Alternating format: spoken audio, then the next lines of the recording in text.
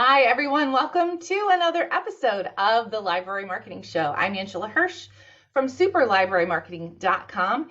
Want to make sure you have followed the channel, so hit the subscribe button down below if you haven't already, or go to superlibrarymarketing.com, scroll to the bottom of the homepage. On the far left-hand side, you'll find the place where you can enter your email address and follow the blog so that you get an email every time I create one of these episodes. You don't want to miss one, especially this one.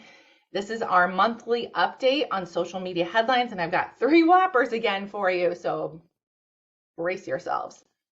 Okay, the first article is some really fascinating information that we found out about the Facebook and Instagram algorithm from Meta, which is the parent company run by Mark Zuckerberg that handles both of those platforms.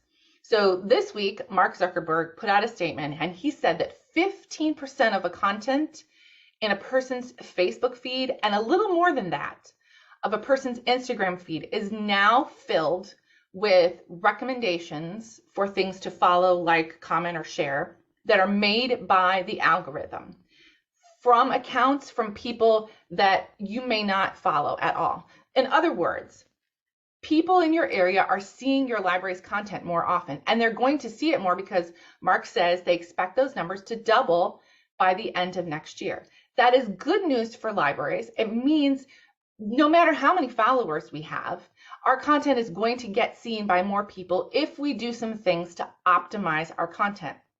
And there's an article down below that I'm putting in the show description that has some advice straight from Meta on how to make sure your library's posts get seen more often. Number one, original content is going to get shown to more people.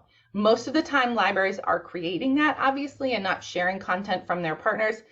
So that's the tiny bit of bad news in that if you create some content and then one of your partner organizations shares it, your partner organization's share of your content might not get seen as much as it should. But I think we can work around that just by creating great original content, especially videos. Obviously, they've been talking about how excited and how focused they are on videos, and so we need to continue to do that.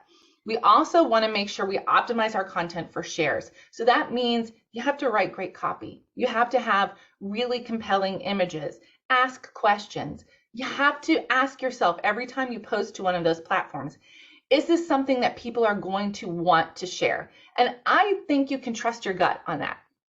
Most of the time, you're going to know when you create a really great post. The third recommendation that Meta gave was to just make sure that you're following their rules of integrity, which I don't really think libraries have to worry about. But for 1 and 2, my big point is we may have to think really strategically about when and what we post on Facebook and Instagram. We may have to post less often if that gives us the brain power and the space and the time to make posts that are more engaging. And if those are the platforms where your audience is and you really want to do well because of this algorithm change, then that's what you need to focus on. Read more about it. The link is down in the show description box. I think you're going to be really, really fascinated.